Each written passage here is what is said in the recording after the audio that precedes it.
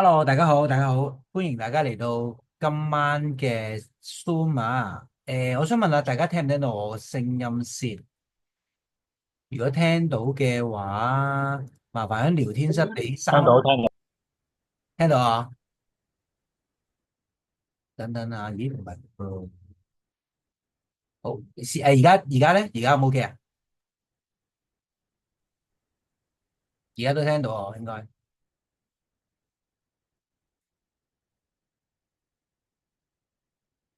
聽到嘅話，可以喺聊天室打3個8字俾我啊。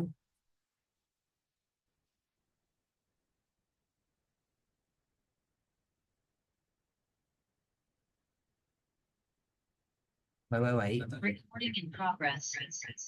係好。好，應該就 OK，好好，唔該晒，Howard，唔該晒。OK，好啦，今晚咧就會同大家分享一個啱啱其實都係由阿 David 咧佢親自去講解咗嘅一個資訊啦。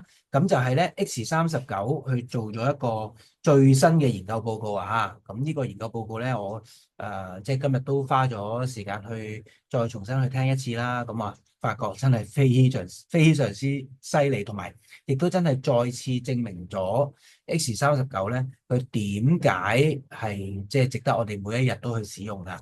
咁另外當然啦，亦都會我分享完第一部分之後咧，大家對於我今日嘅分享嘅內容有啲咩唔明白啊，又或者係對於 Live Faith 上面有啲咩資訊唔明白都好咧，都可以咧即時開麥去大家問嘅。咁又或者如果你係最近有個好好嘅見證喎，想同大家分享喎，都可以嘅。好啦，咁先同大家。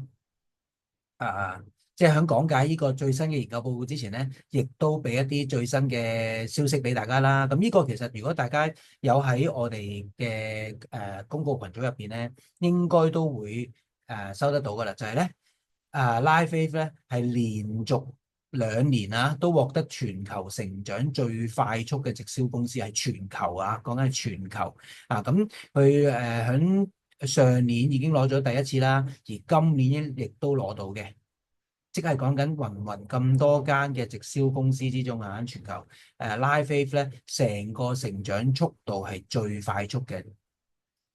咁另外咧，亦都話好犀利，就係佢喺2024年嘅年度業績咧，已經躍升到全球排行第幾咧？第22位啦，即係講緊係25大之內啊。咁講緊如果一間21年嘅公司能夠可以做到呢個成績咧，係真係非常之即係誇張啊！其實係恐怖添㗎。咁而如果大家有留意到嘅，佢2023年嘅年度業績係全球排名第32啦。咁而佢短短咧係喺一年之內咧係跳升咗十位嘅。咁大家要知道喎，其實講緊喺任何範疇嚟講啊，你要做到全球最厲害嗰100大都唔簡單啦。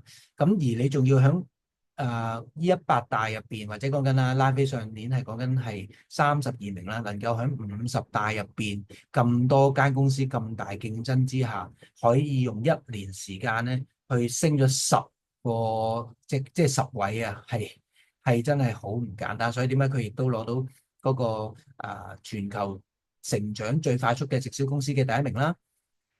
咁大家唔好介意啊，呢個畫像比較低，個解像度比較低啊。咁anyway，都想話俾大家聽，其實David 咧其實我喺上年去美國嘅時候咧，David 亦都親自講咗佢係喺丹麥咧去即係去進行緊另一個 project，就係一個無人機嘅計劃啦。咁佢甚至乎咧係將呢個計劃咧同丹麥嘅國王去即係 present 咗一次，去講解咗一次。咁丹麥嘅國王亦都非常之欣賞David 啦。所以咧甚至乎丹麥國王去啊、法國做呢個國事訪問嘅時候咧，竟然邀請埋David 一齊過去喎。咁就哇，即係大家要知道咧，要出席呢啲級數嘅會議咧，或者聚會咧，係真係即係唔係你有錢就得嘅，係講緊你有冇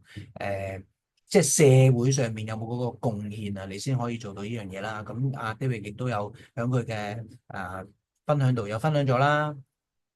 好啦，咁啊好快將拉菲最新嘅一啲最新消息去分享咗俾大家聽啦。好啦，咁跟住咧，而家咧就簡單同大家將 X39最新嘅研究報告咧去講解一次啦。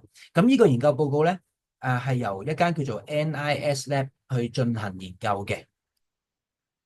咁呢個研究內容主要係講啲咩咧？呢個研究內容咧，主要就係睇下 X39呢個光療貼對於我哋人嘅線粒體、炎症同埋免疫系統嘅影響啊。咁佢會有兩方面嘅 data 去收集嘅。第一就係講緊啱啱用咗 X39兩個鐘嘅時間，究竟個反應有啲乜嘢啦？同埋咧用咗4個禮拜之後，即係1個月啊之後嗰個影響啦，對於線粒體、炎症同埋免疫系統嘅影響。咁而呢個研究咧係揾咗12位年齡係40至75歲嘅人去參加嘅。咁用一個雙盲嘅測試去進行啦。乜嘢為之雙盲測試咧？即係話將呢班人咧分為2組嘅。咁大家都會去俾產品佢用。咁其中一組咧就係會俾真嘅產品佢用，另外一組咧就會俾假嘅產品俾佢哋用。咁但係呢2組人咧都唔知道自己用緊嗰個產品係真定假嘅。總之就照用啦。咁而咧點解要咁樣做法咧？就係連嗰個心理嗰個因素都撇除咗啊！咁所以即係其實基本上，如果有翻咁上下質素嘅一個研究報告咧，基本上用雙盲測試嘅咧，一定係好啦。咁講解嗰個研究報告嘅結果之前咧，就先簡單都同大家講講啦。咩為之線粒體咧？我諗都好多人有聽過啊！線粒體，線粒體。咁線粒體咧，其實咧，就係我哋細胞產生能量嘅地方啦，因為我哋個細胞其實嗰個結構都非常非常之複雜嘅。咁其中咧每個細胞入邊都會有線粒體啦。咁線粒體咧就係愛嚟產生能量嘅喎，嗰個能量單位就係叫做 ATP 啦。咁而當我哋年齡增長嘅時候咧，其實個細胞產生能量就下降啦。因為點解咧？因為個線粒體嗰個機能都下降咗啊。咁所以咧，原來我哋人會衰老嗰個關係咧，係同我哋嗰個線粒體運作良唔良好有直接關係嘅。如果我哋個細胞嘅線粒體運作良好嘅，即係產生到更加多嘅能量啦，我哋嘅細胞就冇咁容易衰老啦。咁而我哋整體個人都冇咁容易衰老啦。但係反之，如果個線粒體個能量產生得少嘅，個細胞咧就越容易衰老，咁就人亦都更加快會衰老啦。所以咧，如果我哋想年輕其中一個方法咧，就係如果我哋能夠可以幫助到我哋細胞嘅線粒體恢復到個功能啦，令到個功能更加好嘅時候，咁產生到更加多能量咧，細胞個表現就會更加好，咁導致咧我哋會更加年輕、更加健康啦。好，咁另外炎症，我相信冇乜邊位冇聽過噶啦。炎症發炎啦，咁其實咧有好多人咧都以為炎症對身體唔好喎，但係其實咧炎症係對身體咧亦都有正面嘅作用嘅。點解咧？原來其中咧炎症咧係都愛嚟去將一啲舊嘅壞咗嘅組織咧去破壞咗佢。咁破壞咗佢之後咧，先能夠有新嘅空間有足夠嘅空間俾啲健康嘅組織去建立啦。咁所以咧，原來喺我哋身體嘅修復過程入邊咧，發炎炎症係必須嘅啊。咁當然啦，當我哋身體有受傷或者器官有一啲受損嘅時候，都會有炎症啦。呢啲炎症其實都係愛嚟想保護住嗰個位置唔俾受感染啦。咁但係咧，如果當我哋年紀越嚟越大嘅時候咧，我哋嘅身體越難去將呢啲炎症去消除咗嘅話咧，咁導致咧一個叫做慢性發炎嘅產生啦。咁所以咧，其實一般嚟講我哋能夠去揾方法去將我哋身體呢啲慢性發炎減少嘅話咧，其實就可以改善我哋嘅健康同壽命嘅。咁同埋咧，原來慢性發炎咧都會破壞我哋細胞嘅基因即係令到我哋嘅細胞基因受損啦，從而會產生好多問題啦。其中一個就係令到啲細胞正常嘅細胞變成為一啲癌細胞啦。因為癌細胞就係因為由正常嘅細胞個基因變異嘅所謂而變成㗎嘛。咁原來炎症都係其中一個原因咧，係令到啲細胞基因去破壞嘅。咁所以點解你上網揾而癌症嘅其中主要原因咧？其中一個一定係同炎症有關。咁同埋咧，原來炎症咧都會殺死啲幹細胞㗎喎。雖然炎症係其中一個身體嘅信號咧，係吸引啲幹細胞過嚟去做修復，但係咧，原來啲幹細胞嚟到有發炎嘅位置，都會被炎症殺死。所以咧，如果我哋想真係啲幹細胞能夠更加有效去到炎症嘅位置去修復嘅話咧，最好就能夠先將嗰啲炎症咧去減少咗嘅。咁所以點解好多時我哋去講緊身體有受損有痛症我哋都會好建議就係首先用醫藥貼喺發緊炎或者有痛症嘅位置，即係受咗傷嘅位置啦，咁去減低個炎症啦，跟住再加埋一個 X39響大椎穴，咁增加我哋身體嘅幹細胞，咁從而咧就達到一個最好嘅效果嘅。咁另外咧，如果講到炎症咧，有一樣嘢大家都可以記下，即係留意下，就係一個叫 CRP 啊。CRP 個 terms 咧就係一個發炎嘅標記嚟嘅。咁呢個 CRP 其實本身都係由我哋自己身體嘅肝臟即係正常自然咁樣產生。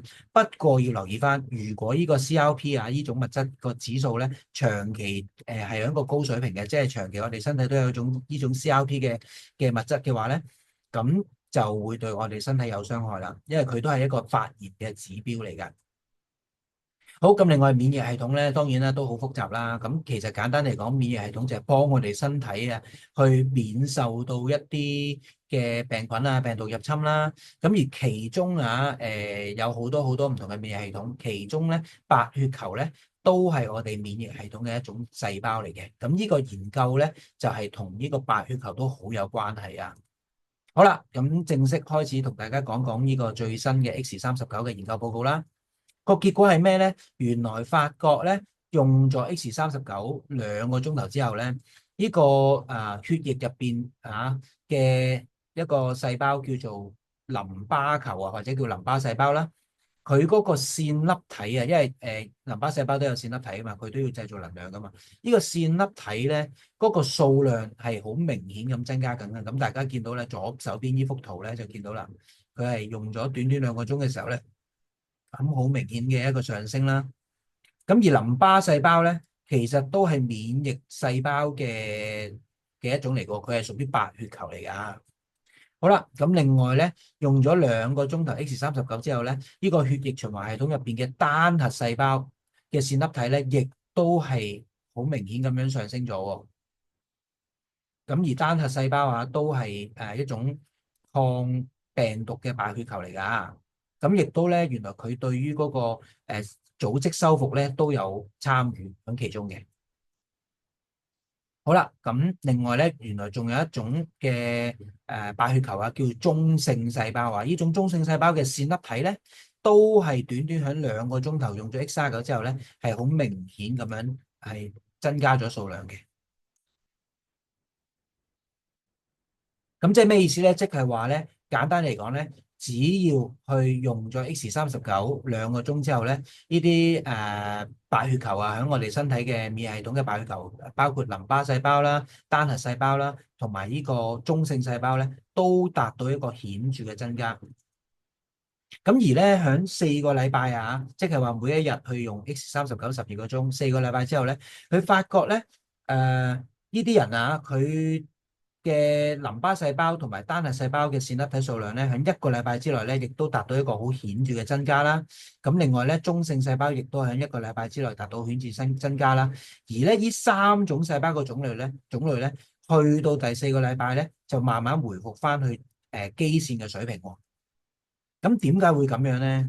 咁大家見到呢個畫面上面就見到啦，其中淋巴細胞同埋單核細胞，佢呢啲人用咗4個禮拜之後咧，由開頭去上升咗，之後慢慢回復翻去即係原本嘅水平即係基線嘅水平，即係原本嘅水平啦。呢一個單核細胞亦都係啦。好啦，咁係咪代表咗唔好咧？其實就唔係嘅。原來咧，阿 David 亦都解釋到咧，一開始用 X39嘅時候咧。呢幾種嘅白血球細胞，佢哋個粒線體佢哋個線粒體都增加咗咧，即係佢哋嗰個整體個能量產生都去提升咗啊。咁但係當誒幹細胞啊，或者係講緊呢啲身體嘅免疫細胞，佢哋做完咗佢哋嘅工作之後咧，佢慢慢咧就係回復翻一個即係正常，即係原本嘅水平啦。咁呢個係一個其實係一個好嘅現象嚟嘅，即係話代表咗佢哋已經叫做完成咗佢哋嘅工作啦。好，咁呢個就係講緊呢個細胞入邊嘅線粒體嘅數量增加咗啦，即係話代表呢啲細胞嘅能量產生嘅機能提升咗，因為頭先一開始講到就係呢個線粒體主要就係做到係製造能量噶嘛。好啦，咁呢個代表咗啲乜嘢咧？個細胞線粒體增加咗，第一當然啦，改善咗個能源嘅產生啦。咁原來咧，亦都有一個更好嘅代謝嘅健康喎，即係令到嗰個我哋嘅新陳代謝會更加好啊。咁同埋咧，亦都增強咗我哋細胞嘅功能，同埋咧可以幫助抗衰老嘅。因為頭先講到就係，如果個細胞嘅能量唔足夠嘅話咧，其實個細胞衰老得會越快嘅。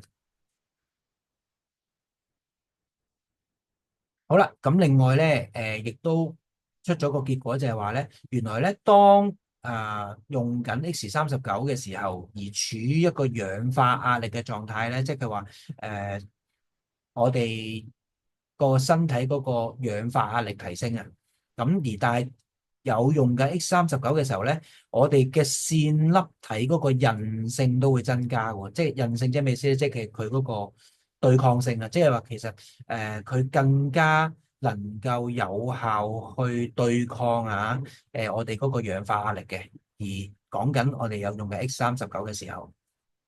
好啦，咁另外咧，用咗4個禮拜之後個結果咧，就發覺咧，呢啲淋巴細胞啊，同埋呢個單核細胞啊，或者嗰個中性細胞咧，其實喺第一日使用同埋去到用到第4週嘅時候咧，都達到一個好明顯嘅提升嘅。好，咁研究報告就係話講緊咧，當呢班人有一啲用緊 X39，有啲係用緊一啲我哋叫對照組啦，即係用緊一啲唔係真係 X39嘅貼啦。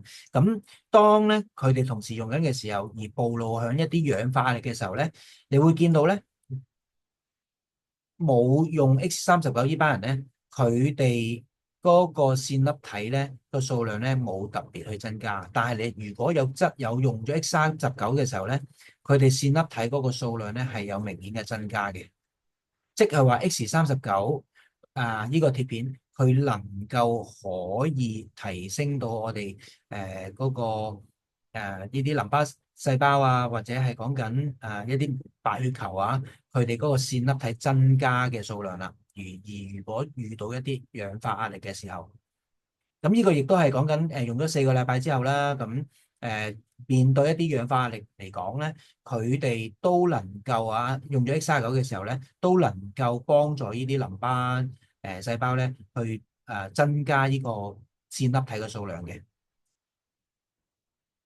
咁而相比之下咧，有用 X39同冇用 X39嘅人咧，佢哋用咗2個鐘之後佢哋對於呢啲氧化壓力嘅一個反應就係話咧，有用咗 X39嘅人咧，佢哋嗰個線粒體嘅數量咧都係明顯有增加嘅，而冇用到嘅人咧，佢個線粒體嘅數量咧，甚至乎係減少緊添嘅。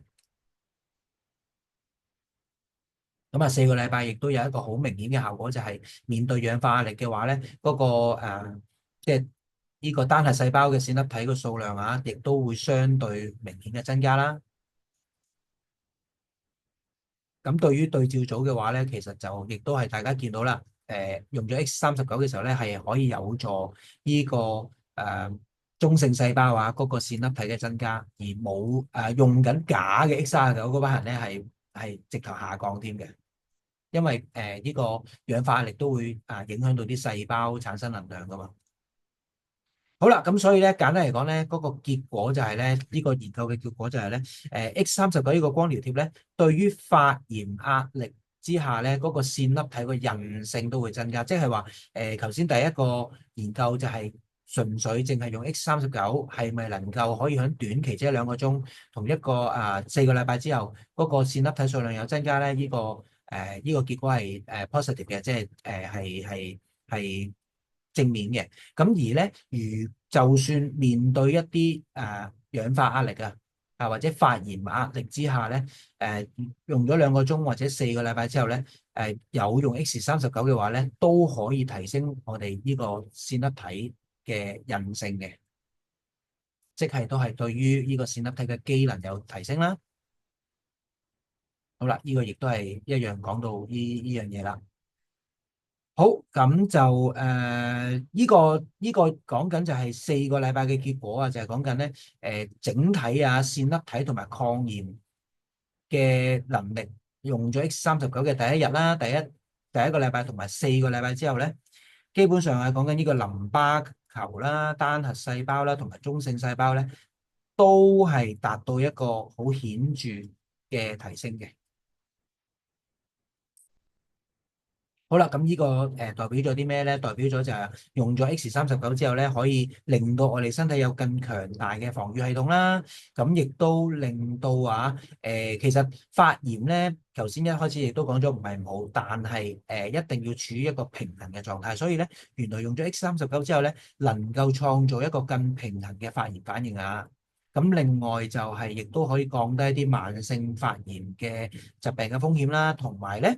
隨住呢個即係時間嘅推移，即係話，當我哋年紀越嚟越大嘅時候咧，就可以減少到一啲氧化嘅損傷，同埋咧減緩一啲老化嘅過程啦。咁就真係非常之非常之好啊！所以如果大家知道線粒體對我哋嗰個健康有啲咩好處嘅話，而大家好簡單知道就係原來透過用 X39咧，能夠令到我哋身體嘅細胞個線粒體提升啦，亦都能夠令到我哋細胞個線粒體對於啲炎啲壓即係氧化反應或者炎症反應有一個對抗性嘅話咧，咁就呢個係最重點，大家應該要起碼知道嘅。咁原來咧，另外呢個研究咧，亦都有留意到咧。用咗 X39之後咧，嗰個線粒體嘅膜電位有所增加喎。咁膜電位係咩嚟咧？咁David 響今次就冇詳細講解啦。咁但係其實原來膜電位就係同呢個逆齡好大嘅關係嘅，即係話如果我哋細胞呢個線粒體嘅膜電位越提升嘅話咧，代表嗰個細胞嘅工作能力就越強啦，亦都甚至乎可以即係做到一個逆齡嘅功效嘅。好啦，咁呢個亦都係一個結果，就係話當 X39有用 X39同埋冇用 X39呢啲人咧，佢暴露喺呢個壓力嘅時候，嗰個血液循環入邊個中性細胞個線粒體嘅膜電位有啲咩唔同咧？有用 X39嘅人咧，就係會有上升嘅，但係冇用 X39呢班咧，佢就係冇上升到啦。咁同埋咧，呢個研究亦都有做咗一個data 出嚟，就話佢會見到咧，當越用咗 X39一段時間嘅時候咧，呢個就係講緊線粒體嘅數量會越嚟越多啦。咁而咧嗰個膜電位嘅指數咧，就會由開始增加，又跟住慢慢減少喎。咩意思咧？就係話其實第一線粒體嘅數量增加對我哋嘅健康一定有好處啦。另外呢個膜電位嗰個產生不斷產生咗更加多嘅時候咧，亦都產生一啲能量嘅轉移即係佢能夠可以提供更加多嘅能量俾其他身體嘅細胞啦。咁從而咧，阿 David 就講啦，呢個效果咧，其實就係等同於我哋自己個防衛力同埋修復力咧都會有所提升嘅。咁另外最後啦，亦都發覺咧，我用咗 X39呢班人咧，佢哋嗰個身體入邊嘅 CRP 嘅數值咧係有下降。咁一開始亦都有講到 CRP 其實就係一種叫做發炎嘅反應嘅指標啦。呢啲CRP 種物質咧，其實就喺肝臟度產生嘅。咁而咧，呢個 CRP 如果長期係一個高水平嘅話咧，其實就代表身體不斷有一啲發炎嘅即係情況咁如果 CRP 嘅水平保持喺高水平嘅話咧，其實就會亦都令到我哋身體感染啊或者癌症嘅風險咧都會增加。所以咧，響呢個研究報告發覺咧，用咗 X39嘅人咧，佢哋嗰個 CRP 嘅數值亦都有所減少嘅。2個鐘頭之後，佢用咗 X39嘅人咧，呢個 CRP 嘅水平明顯減少到啦。咁而用咗4個禮拜之後咧，都係明顯減少嘅。好，咁最終呢個最後嘅一個總結咧，一個結論就係咩咧？用咗 X39之後，對我哋嘅線粒體嘅增加係有關係啦。咁而亦都幫助到我哋線粒體嘅膜電位增加啦，亦都可以係對於我哋嗰個抗發炎細胞嘅因子可以增加啦，同埋咧令到一啲發炎標記，例如就係 CRP 去減少啦。好，咁好簡單就今日將X39最新嘅研究報告去分享俾大家啦。簡單啲嚟講咧，正如頭先呢個最終結論就係話，呢個研究報告證明咗 X39能夠提升我哋嘅線粒體嘅數量，亦都提升我哋個膜電位嘅指數啦，減少我哋身體嘅慢性發炎啦，就令到我哋身體提升翻自己嘅防禦力啦，同埋一啲修復力嘅。好，咁喺呢度咧就想睇下有冇邊位有問題想問啦，可以開咪問，或者將個問題打喺聊天室度嗰個位置都可以嘅。關於今晚嘅內容啦，或者就係 Live 嘅問題都可以，或者你有分享都可以開咪同大家分享噶。有冇邊位有問題想問？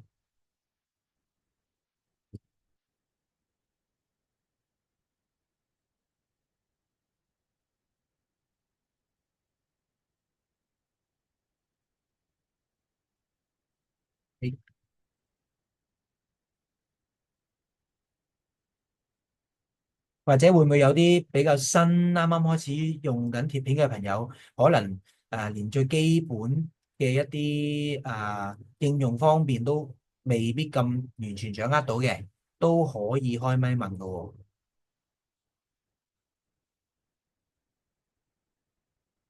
咁同埋當然啦，今晚嘅分享咧，其實最原汁原味嘅，聽翻阿 David 講啦。咁我亦都已經將嗰個分享咧加埋咗個中文字幕噶啦，咁就放咗上我哋個 YouTube channel 嗰度。咁大家如果唔知道，我哋個 YouTube channel 嗰個連結喎，咁啊問翻，可以問翻你嘅介紹人啦，或者係睇下揾翻我哋邊一位嘅 leader 咁樣去問翻佢攞翻嗰個連結就得噶啦。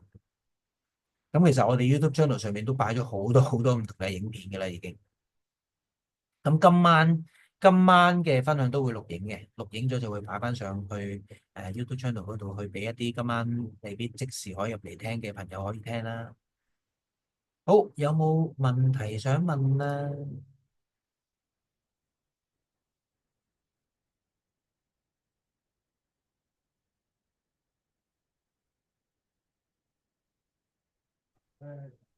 我問，係，係，Angie 係咪想哦，係啊，因為分享或者問嘢？我見你開咗咪。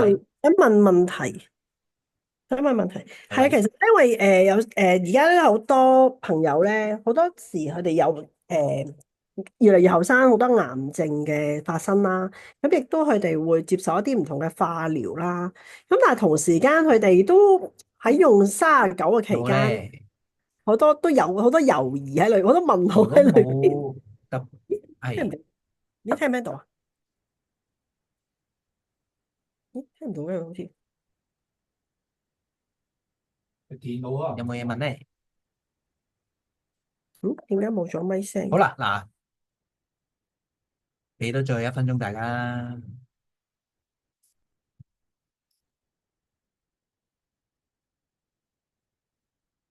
定係大家唔識開咪？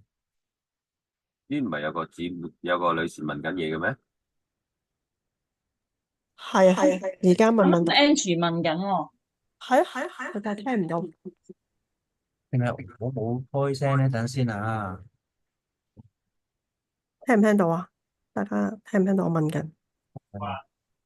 應該就我哋聽到你問緊，啊，但係你聽到我問 Steven 好緊？似，但係 Steven 都 Steven 好似好似聽唔聽唔到你到我哋講問緊。嘢。我係啊係啊，我大家仲聽到我講嘢噶嘛？應該係咪？係啊，哦好，，OK，咦？但係我睇下，好，你等等啊，我就係知道應該有人講緊嘢嘅，但係就試下再講。hello hello hello，testing testing，聽唔聽到？聽唔聽到啊？咁我呢邊有問題，你哋係咪聽到我講嘢咧等等啊，我試下帶下個咩先。喂喂？hello，聽唔聽到啊？喂喂聽喂，到你講嘢，Angie，聽到我啊，好啊。但係 Steven 聽唔到你講嘢。不如你翻，咁佢哋聽唔聽到你講嘢咧？聽到啦，聽到啦。技術問而家未先。題啊，技術問題。OK，你哦，好好。請講，請哦，講。係，其實我想問呢個問題，我啱啱又係你都聽到我講嘢嗬？聽到我哋聽到，係好，我聽完呢個分享係好好，我覺得好正。咁但係我就突然間都諗起，最近都有好幾個一啲朋友，佢哋都有啲啱啱中咗呢個做完呢個手術啦，癌症嘅手術，跟住再做化療。咁佢哋都可能對於X39或者係即係可能你頭先講啲炎症嗰啲問題，可能都未係好認知係點樣啦。咁佢哋亦都擔心，哦，做緊化療喎，又食緊藥喎，究竟用落去一來第一佢哋成日都擔心有冇衝突或者有冇效呢個問題，就正如我頭先睇到你話，哦，用咗 X39會對嗰啲唔同嘅線粒體啊，或者係個情況會有幫助。我哋點樣可以即係可能除咗俾呢條片佢哋去了解啦，或者點樣可以簡單啲同佢哋講下呢個39對佢嘅好處？咁我相信首先你呢個問題問得好嘅，咁其實當然啦，有好多人佢有病嘅時候啊，咁可能接受緊某一啲治療或者用緊某啲藥物嘅時候，佢都會問㗎啦，啊究竟用呢個 Live 嘅光療貼或者用 X39，會唔會有衝突㗎？咁當然其實係好簡單，可以話俾你聽，一係冇任何衝突嘅，因為光療貼拉菲嘅光療貼佢冇任何藥性啦，亦都冇任何入侵性嘅，呢兩個好重要，因為佢唔係藥物，佢冇任何藥性，甚至乎佢冇入侵性。咩為之冇入侵性？即係話當我哋用呢個光療貼嘅時候，係甚至乎冇任何物質會進入我哋身體嘅，咁所以一定唔會對任何藥物去有任何衝突啦。咁同埋如果可以嘅話，亦都解釋翻俾你聽，拉菲嘅光療貼佢個原理就係利用翻我哋身體，你自己身體產生出嚟嘅光線，去同翻個細胞去溝通，而產生到嗰個效果。咁亦都有晒研究報告證明佢嘅功效啦。咁所以就一定係好肯定話俾你聽，係唔會對任何藥物就算中藥又好西藥都好咧，係有任何嘅衝突嘅。咁另外有啲人佢話我係有 cancer 嘅喎，咁呢個 X39佢係激活幹細胞咁會唔會激活某一啲癌細胞啊？咁亦都當然一定唔會啦。咁甚至乎阿 David 佢之前亦都寫咗一封嘅公開信啦，因為美國嗰邊有醫生去同啲病人講話，當你有癌症嘅時候，唔好用 X39，話 X39會激活癌細胞。咁但係呢個係完全錯嘅，因為 X39嗰個原理就係令到我哋身體提升製造男同性態嘅機能，即係話用咗 X39之後，你身體會識得製造更加多男同性態。咁呢個男同性態咧係可以做到就係激活幹細胞同埋修復基因嘅。咁激活幹細胞即係話令到我哋嘅幹細胞由冇咁活躍變成更加活躍啦。咁而幹細胞本身就係我哋身體最原始嘅細胞嚟噶嘛，去幫我哋身體去做修復或者係做一個新陳代謝噶嘛。咁另外男同性態亦都可以係做到修復基因。咁呢個亦都係已經有晒文獻，有好多研究係證明呢一方面噶啦，甚至乎有好多研究係證明男同性態係可以預防或者係治療某一啲癌症添嘅。咁因為佢能夠修復細胞基因啊嘛，咁咁癌細胞就係因為個細胞基因變異而變成啦。咁但係男同性態係可以修復細胞基因，即係話令到我哋細胞嘅基因回復翻更加正常喎。所以其實甚至乎真係可以減少我哋身體產生癌細胞嗰個機會啊。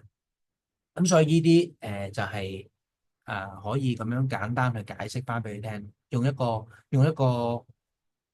即係好似頭先我咁講嘅一個方式咯，解釋科學俾你聽咯。係啊，即係明白講解翻個原理俾佢聽啫嘛。即係明白我哋嘅責任就其實都係講解清楚翻俾佢聽，而佢去唔去用，去唔去接受就係佢自己決定啦。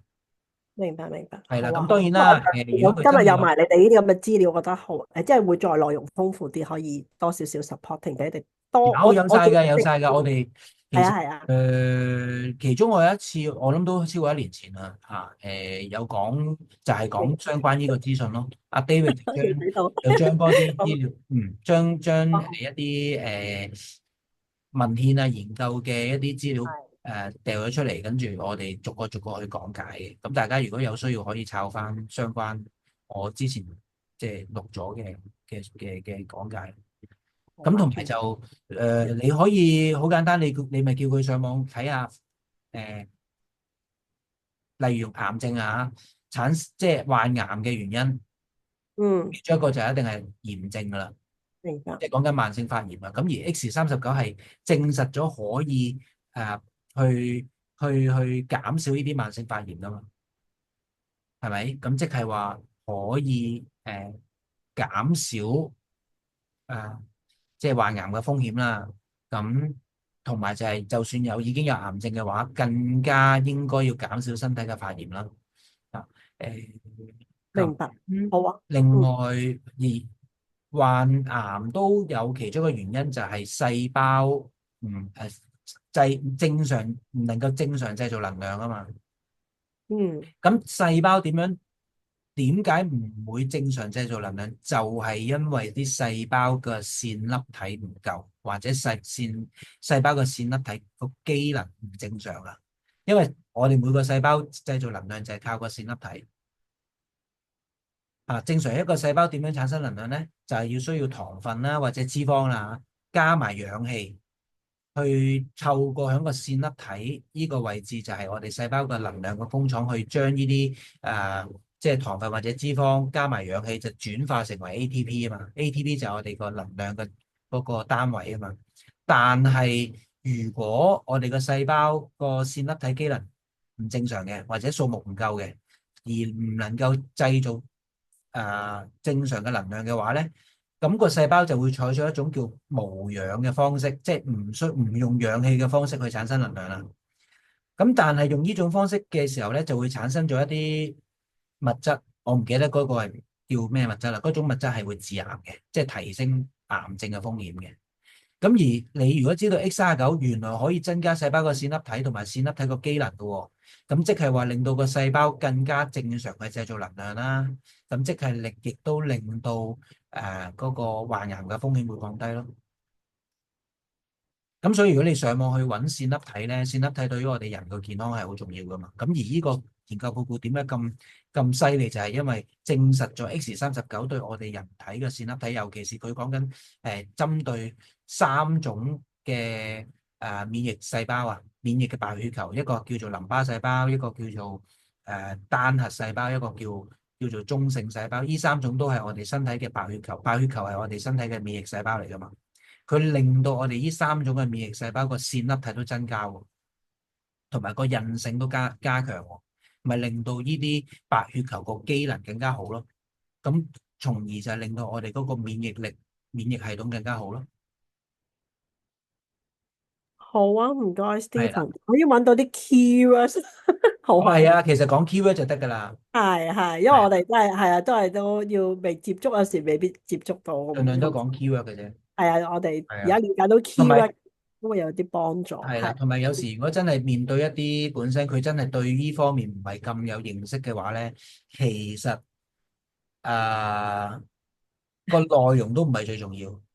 最重要你係咪好？即係你有個底氣好哦，堅實話到係佢聽，我底氣就我細佬都唔信你嗰我啦，個信，哦，係咁啊唔就係咁啊，所以我要揾多啲強勁嘅，我要研究下呢一啲單嘢。家人其實冇係㗎嗱，家人係家人好通常就接手嘅，你比較兩極嘅，一係就會好容易相信，係又一係啊或者咧就係即係死硬派唔信。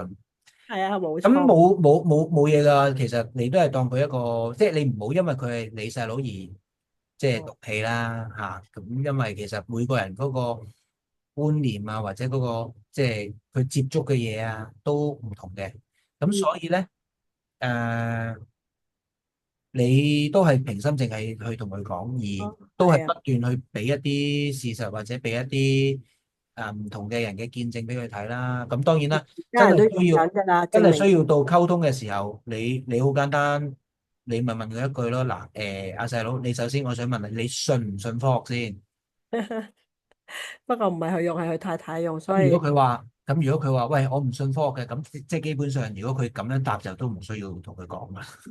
哇幾好喎呢個，因為如果你連係喎，咁嗱，你信科學啊嘛，信科嗯學嘅話，咁不如咁啦，大家即係去了解下，喂，呢個產品就係好科學噶嘛，係啊，唔係淨係即係佢賣花讚花香喎，係真係有晒研究報告證明佢個功效嘅喎。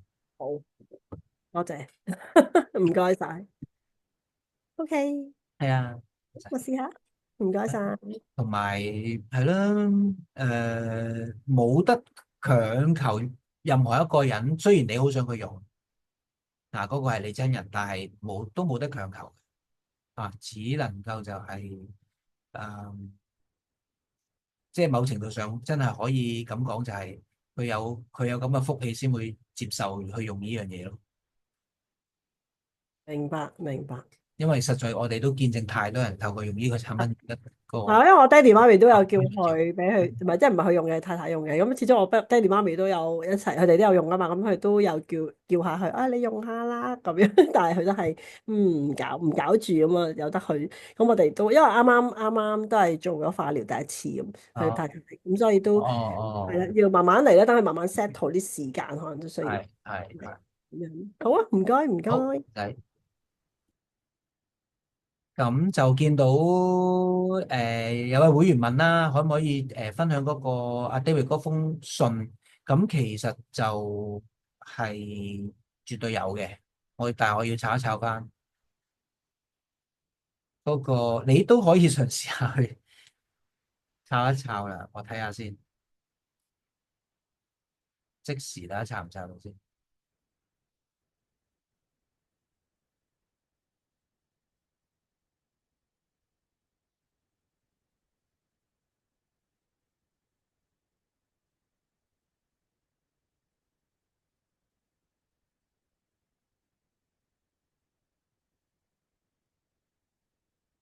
大家見唔見到而家呢個係 YouTube 嗰個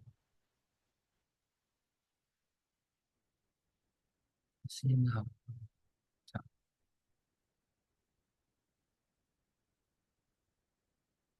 嗯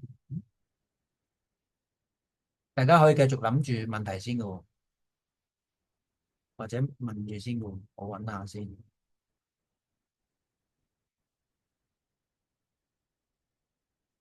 應該有個係叫產品系列嘅，因為都係要喺呢度。咁咧，今次咧就同大家分享呢一個叫做認識拉菲由呢個光療法開始。一先唔係呢度啊。咁啊，你要等我揾一揾啦。現場分享係咧，我再揾一揾，我再訂翻俾你，係有嘅，都我諗都係咯，有一年前。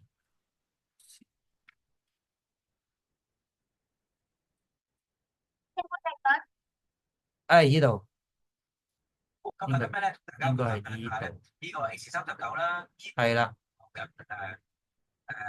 呢度 OK。或者甚至乎咧，其實講實話，佢可以做到極定嘅功效。咁但係咧，我將嗰條 link 掉上嚟啊，大家 copy 啦。幹細胞啊，咁但係會唔會激活埋我哋身體嘅癌細胞？真係咁好彩。嗱，呢個係 David 嗰封信啊，大家有需要就截圖啊，可以。資訊咧係發放咗出嚟嘅，咁其實好，大家可以截圖啊。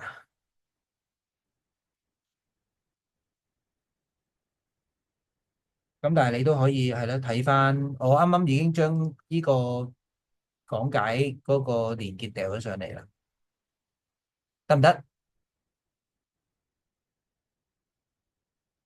？OK 哦，好，咁仲有冇問題想問呢？即係其實最主要大家都要知，其實知道某一啲原理就一即係可以叫做一理通百理明啦。咁當然啦，亦都事實上真係你透過每一日都同人去講解嘅話咧，你自己就會即係越講越明啊，你自己啊越講越明啊，同埋都聽多啲阿 David 嘅分享啦，即係好似今次預備今晚呢個分享，其實我都睇翻嗰個 video 嘅時候，其實亦都學到嘢嘅。即係其中我自己今日最學到嘅嘢咩咧？